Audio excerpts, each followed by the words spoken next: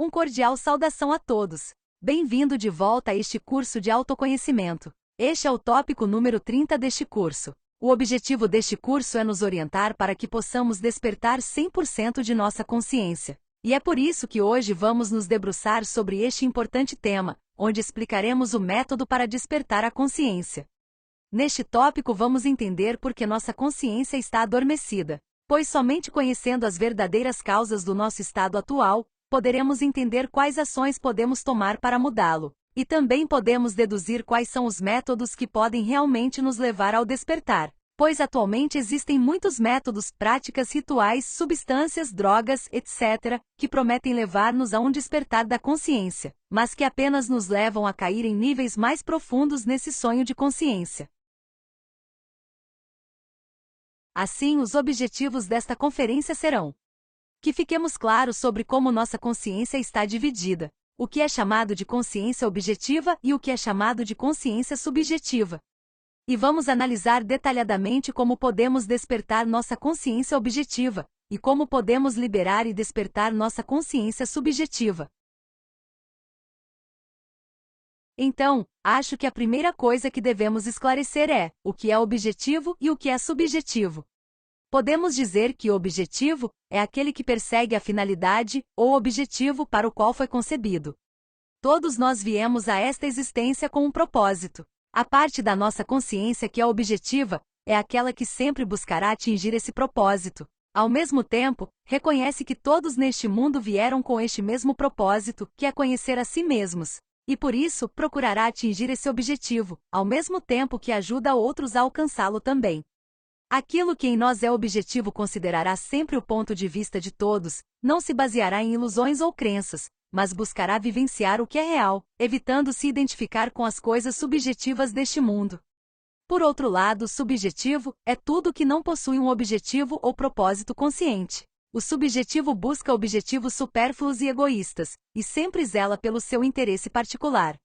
O subjetivo em nós considerará apenas o seu ponto de vista particular, as suas crenças e conceitos, e é o que se manifesta em nosso mundo interior quando nos identificamos com o que um de nossos eus, ou defeitos psicológicos, sente, pensa e deseja, e sempre nos levará a perseguir propósitos subjetivos e inconsequentes, como obter dinheiro, fama, prestígio, etc. Do exposto podemos deduzir que todos nós temos dois tipos de consciência, já que todos viemos do sagrado Sol absoluto com 3% de essência desperta e autoconsciente, e 97% de essência inocente. Esse 97% de essência inocente é aprisionado pelo ego para realizar um processo de aprendizagem. Em todas as nossas expressões egóicas temos uma percentagem de consciência aprisionada. Nas nossas expressões de luxúria, raiva, preguiça, orgulho, inveja, etc., há uma percentagem bem definida da nossa consciência que devemos resgatar. Nosso 3% será responsável por nos ajudar a liberar o outro 97%. O 3% constitui o nosso espírito, é a centelha divina em cada um de nós, e é autoconsciente, é objetivo, é sabedoria, é luz, portanto não pode ser condicionado pelo ego. O 97% constitui a nossa alma, que é a nossa energia. Então, quando falamos sobre consciência subjetiva, estamos falando sobre o 97% da nossa essência que está presa no nosso ego e que é processada sob o condicionamento do ego. Isto é, enquanto essa essência que é fogo e luz, ou encorajamento e sabedoria, estiver condicionada por um defeito psicológico, esse defeito controlará o nosso encorajamento, a nossa força de vontade e a nossa inteligência. Como vimos na lição número 11, a alma é um conjunto de faculdades, poderes e virtudes que, estando atualmente aprisionadas pelo ego, agora agem de acordo com o condicionamento do ego que a aprisionou.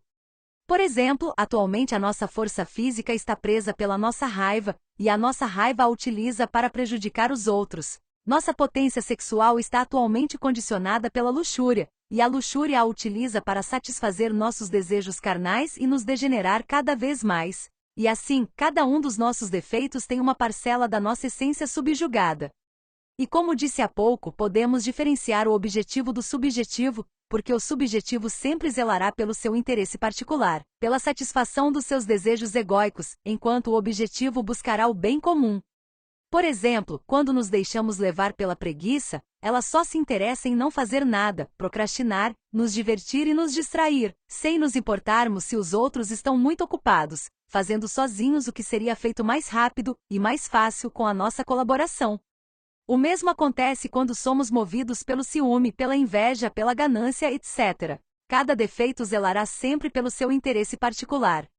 Será impossível despertar a consciência enquanto ela continuar engarrafada entre tantas formas negativas de ser que nos habitam.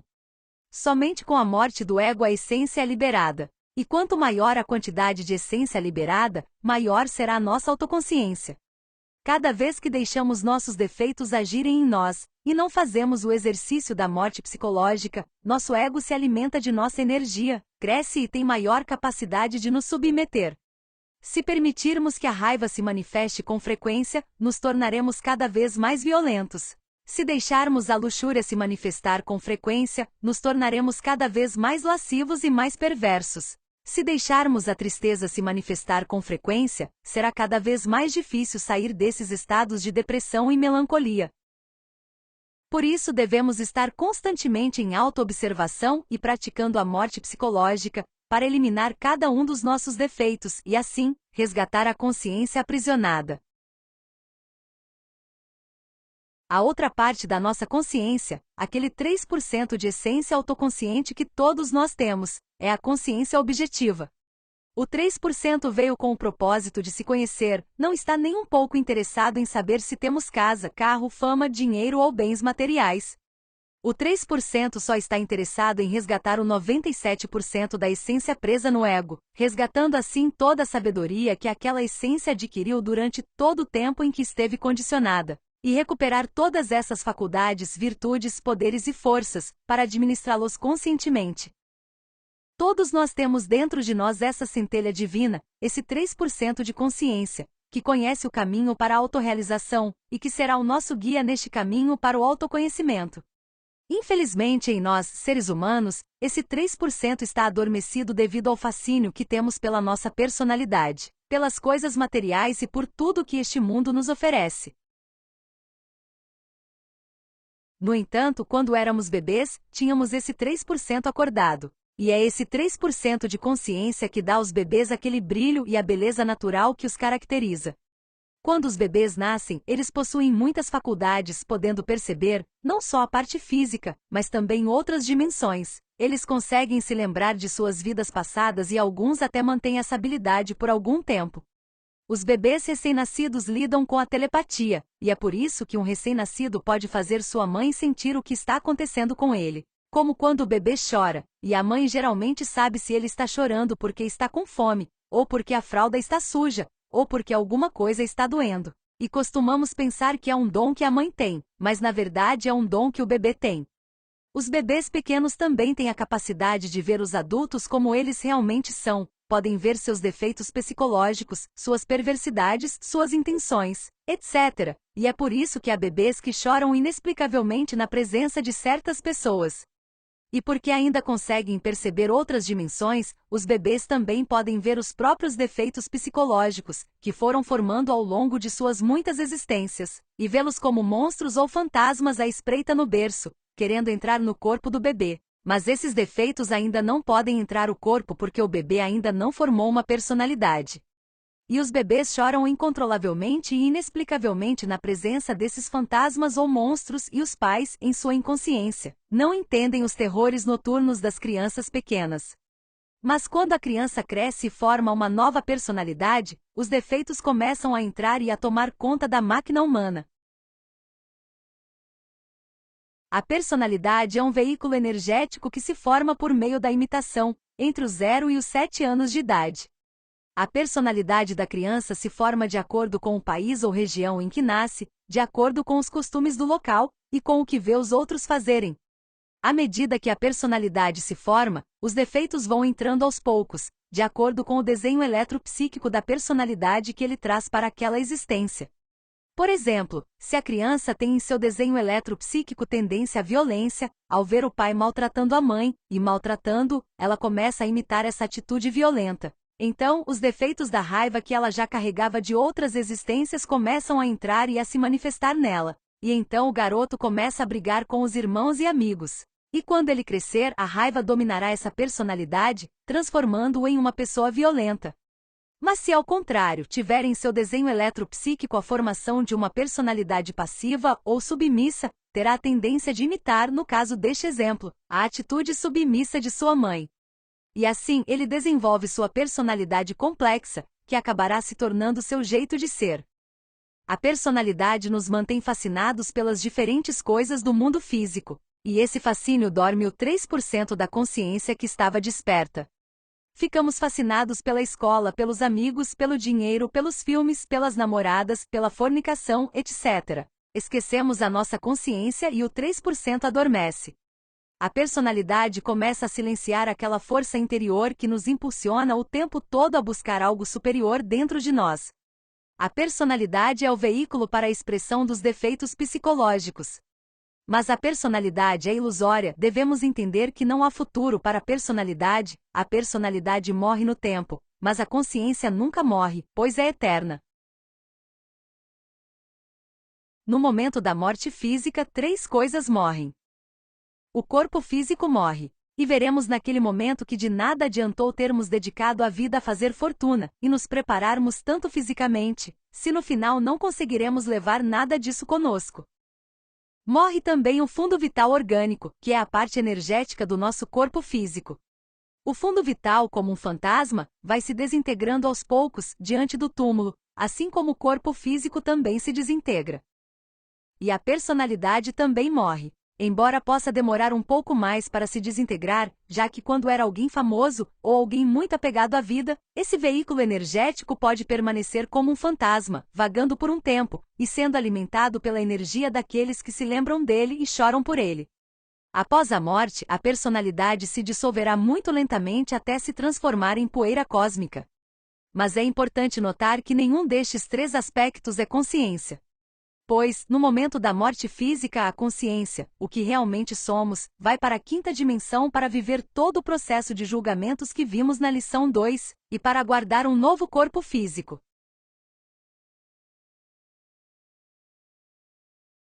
Ora, o ego, cada um dos nossos defeitos psicológicos, também não morre com a morte do corpo físico, pois aprisionaram em si uma porção da nossa essência imortal, o que lhes permite transcender a morte do corpo físico. O ego só morrerá quando decidirmos voluntariamente eliminá-lo praticando a morte psicológica, ou no processo de involução, que é a passagem pelas infradimensões que ocorre quando esgotamos nossas 108 oportunidades com corpo físico humano, sem fazer esse trabalho de liberação e despertar da consciência. Nas infradimensões, o ego será desintegrado num processo que pode levar milhares de anos, para que a essência possa ser liberada novamente, que sairá limpo e inocente desse processo para se conectar novamente à roda do Sansara, para viver outro ciclo, e desenvolver uma nova alma, já que a anterior se perdeu no processo de involução. Mas enquanto não tivermos esgotado essas 108 oportunidades, pela lei do retorno, devemos regressar e assumir um novo corpo físico.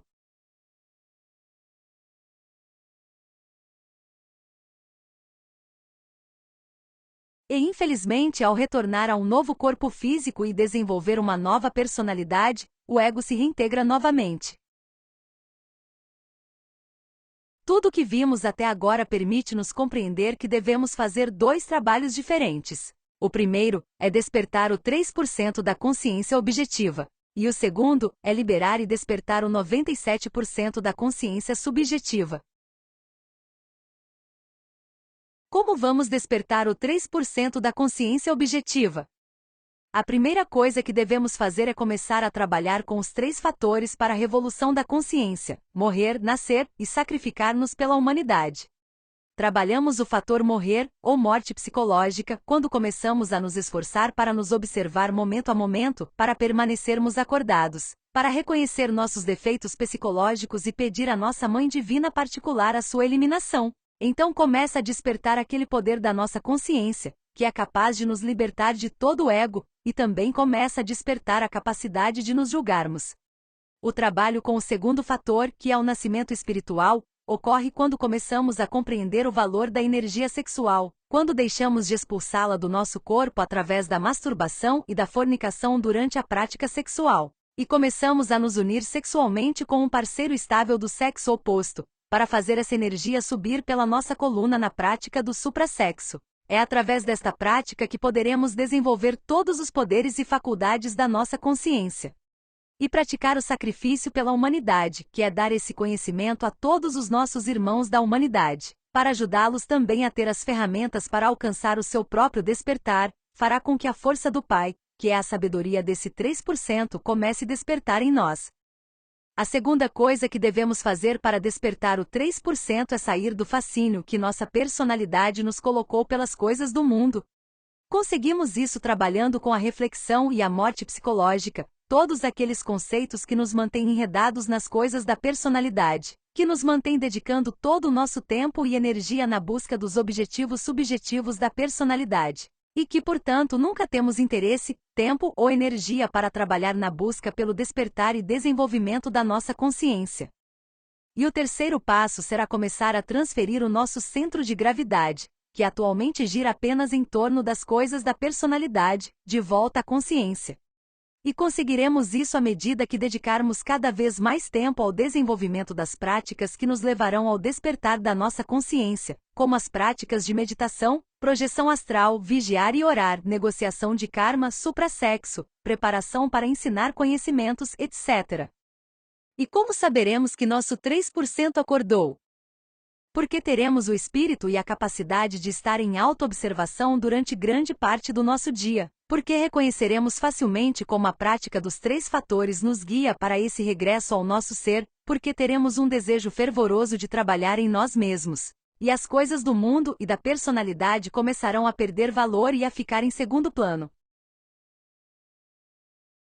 O segundo trabalho que precisaremos fazer é liberar e despertar o 97% de subconsciência. E conseguiremos isso morrendo em nós mesmos. Ou seja, eliminar cada um dos nossos defeitos psicológicos ou modos de ser negativos praticando a morte psicológica.